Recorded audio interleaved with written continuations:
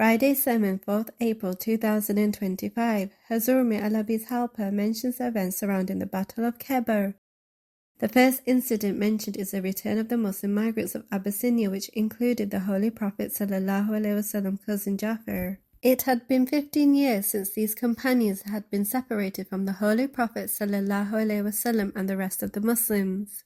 Following the Treaty of Hudaybiyah, the Holy Prophet ﷺ sent Hazrat Amir bin Umayyah anhu with a letter to King Negus, which stated that all the migrants that were still in Abyssinia should be returned to him. When these migrants heard that the Holy Prophet ﷺ was at Khyber, they could not wait to see him. The Holy Prophet ﷺ greeted his cousin Jafar and the other Muslims with great love. Hazrat Hafsa anha, one of the blessed wives of the Holy Prophet ﷺ, had remarked that the Muslims who remained with the Holy Prophet ﷺ were closer than the ones who had migrated to Abyssinia and other places. A woman named Hazrat Asma became upset, responded that the Muslims who migrated to other areas did so purely for the love of Allah the Almighty and His Messenger ﷺ, and that they thought about him all the time, escaping danger upon his instruction. Hazrat Asma anha recounted this exchange to the Holy Prophet ﷺ, who told her that she and the other migrants were superior in that they had participated in 2 migrations, while the migrants from Mecca who came with him had only participated in 1.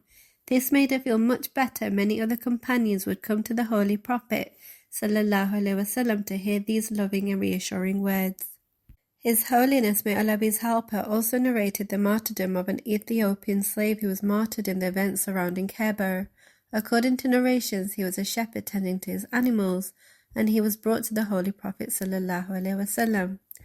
The Holy Prophet ﷺ invited him to Islam, upon which he was told about the bounties of Allah in paradise. He gladly accepted Islam. This shepherd also had many sheep belonging to the Jews of Khyber. However, the Holy Prophet ﷺ did not take advantage of the situation, despite the Muslims in dire state and need, and instructed him to return those sheep to their rightful owners. This same Ethiopian was martyred during the Battle of Khyber, even though he had not performed a single prostration in prayer. The Holy Prophet ﷺ instructed for his body to be brought into his tent, and prayed for him, stating that Allah had granted him paradise. Hazrat Abdullah bin Amr anhu and Hazrat Ali anhu in 2 separate narrations related that during this time the Holy Prophet ﷺ prohibited the consumption of domestic donkeys.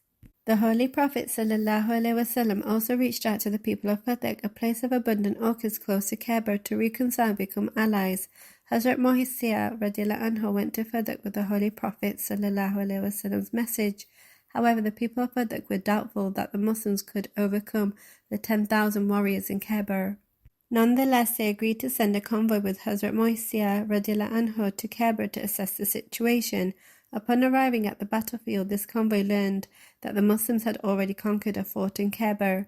According to one narration, the people of Fadak agreed to leave the area and surrender everything to the Muslims, whilst according to another narration, they split their assets in half with the Muslims and continued to reside there. His Holiness, may Allah be his helper, explained that the Holy Prophet ﷺ divided the main portion of the spoils of war into different portions. The Holy Prophet ﷺ's share was equal to any other Muslim. The other half was put in reserve for the future. All these spoils were sourced from the various forts that were conquered. Most of the spoils were distributed to those Muslims who participated in the events of the Treaty of Hudaybiyah, while some exceptions were made for a few companions, including those who had returned from Abyssinia.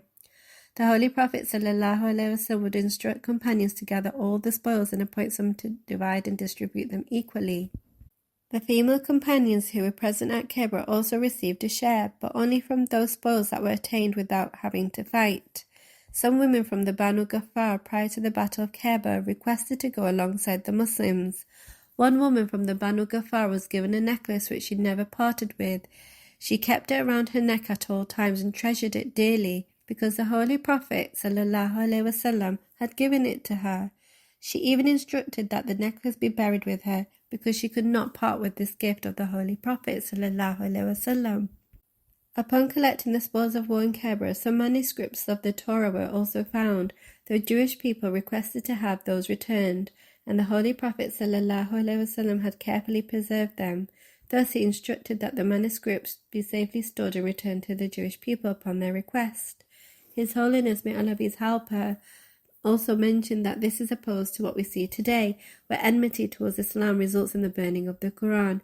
This was the moral and religious integrity of the Holy Prophet ﷺ. The expedition of Wadi al-Qura. After camping at Kaaba for a few days, the Holy Prophet ﷺ began his journey back to Medina. On their way, the Muslims arrived in this valley abundantly inhabited by Jewish people. The Muslims invited the people of this valley to peace and Islam, and the Jewish people declined the offer. The battle began with individual duels, and each time a Muslim would overcome his Jewish opponent. By the end of the day, a total of 11 Jews had been killed. On the next day, before the sun had risen, the Jews surrendered. There, the Muslims also obtained spoils which were distributed there. Similar to Kaaba, the land and crops were given back to the Jewish people to tend to and benefit from.